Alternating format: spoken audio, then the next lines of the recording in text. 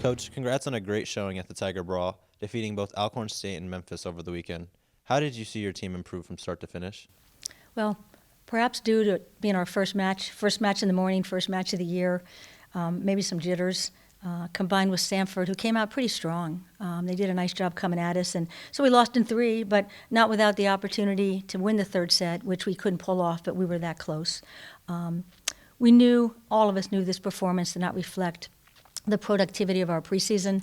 It doesn't reflect our teamwork, and it certainly did not reflect our skills and how well skilled we are. So we regrouped, and within a few hours we're playing Alcorn State, and we gave them much more to contend with than I think they thought we were going to, since they watched that first set. And some reasons for that is we ran a more fluid offense, we passed better, we upgraded our defense as well, and those three things combined made a big difference. So we earned that in 3 sets against Alcorn. Final match of the tournament on the last day was against undefeated Memphis.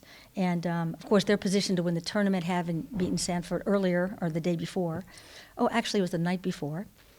We ended the tournament play, I believe, the best we could have in our first weekend, winning in straight sets. And the team surprised me a bit, but not totally, because I saw this in them during our preseason, how competitive they were together.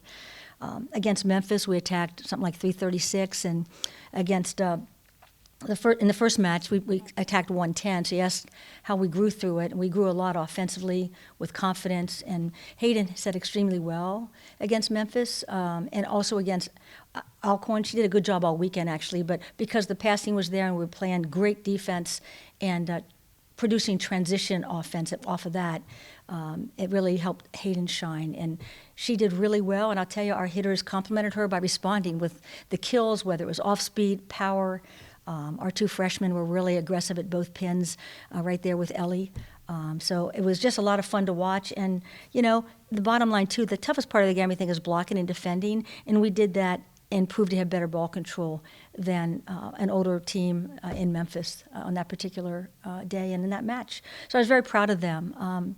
I had here that with 2 newcomers on our court, along with just 4 sophomores and 1 senior, basically in that match was Maggie McQuarrie, our captain.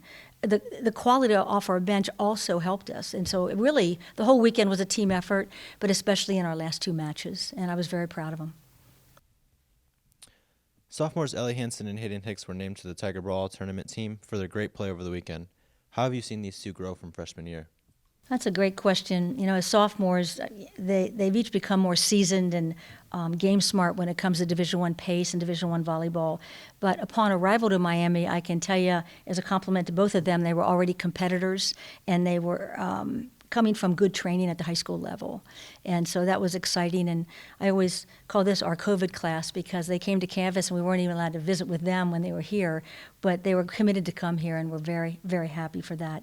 Ellie, missed time with key matches at the end of her first season in 22, and really committed herself and endured through that, and committed herself to great training in the spring and again during our preseason here. So she's back and playing full again, and I know she's very excited about that. She's one of the few, for those that are listening that don't know our game enough, one of the few positions on the team that play all the way around.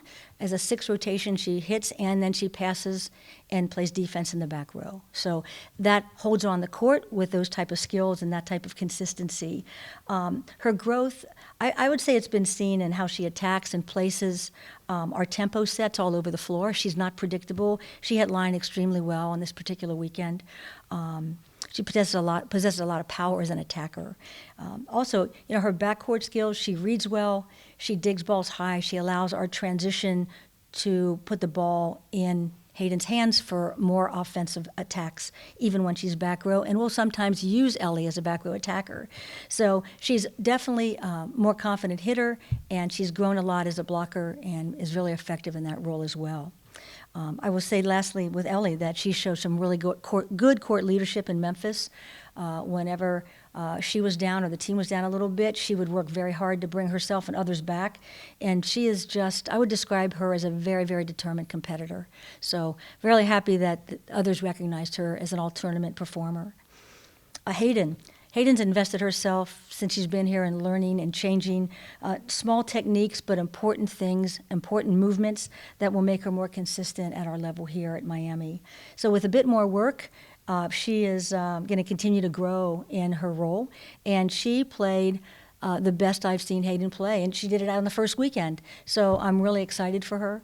She's improved several ways. I'll name them: physical strength, her out-of-system setting, her ability to set consistent tempos. Those are probably the top three. And beyond that, I'd say she has an attack game of her own when she attacks with her left or right hand, or two hands over when she's back row, and she's got a really better sense for the timing of that and what's going to actually score on the opponent. So again, her list kind of goes on and on as well. Hayden's communication has improved greatly since a year ago, and she wants the role she's in. She loves connecting with her hitters. She gives the signals clearly. She has great eye contact with them. Watching that growth in her has been amazing, and so she is another court leader we have. So proud of both of them, and congratulations to them and their families for a great first weekend and getting that recognition. What does this team have going for it that helps set them apart from last year's team? I decided to. There's three or four, so I'm gonna name four things that I think set us apart. One, we have more talent and depth in at least four positions that we didn't have that depth last year. That's a big one. Secondly, we have four middles. Three have good experience. One was a red shirt, and that's Amaya, and she's so athletic and she's learning every day. So I think she'll be able to make an impact on our lineup in this season. And their aggressive blocking mentality with the swing blocking that we're doing has just made a statement in itself. We're very pleased with the balls that they're block killing to the floor, and also those that they're touching strongly that we can convert. So the middle situation would be our number two. Number three would be our three freshmen. They're each athletic, and they certainly contribute to the athleticism and the attacking power that we had before they came in, and which is even stronger this year. And the greatest thing about this class is that they're not about themselves, they're working hard, and they readily aligned with our returning players on their desire to compete and win. Because for the most part, they all came from winning programs, and they're winners. And so they chose Miami because they saw our past history among our education and campus and other things, but the fact that they're here and they align so quickly and they're playing so hard for us is just very exciting. And the fourth, I thought about this a while, I would say it's a sense of purpose that this group possesses, because they leave no doubt in our minds as coaches that they have a very strong intent to prove themselves as winners every day and to fight to be a contender once again in the Mid-American Conference tournament, which we quite often have been a part of. And so although some of these, over half the team has never been in a Mid-American Conference tournament, which is hard to believe because time passes so fast and we have a young team still, but they know what that means and the excitement of that. So I think their sense of purpose and prove that they're winners and they take a lot of pride to represent Miami is my number four. And I could go on, but I'll leave it at four. You take on Cleveland State, Florida Atlantic, and Eastern Kentucky in the Miami Best Western Invitational this weekend. What do you expect out of these opponents? We'll go down the row here. We play Cleveland State Friday at 7. Chuck Voss, been there 24 years. He's really experienced. Known Chuck a long time, and he does a really good job with his program.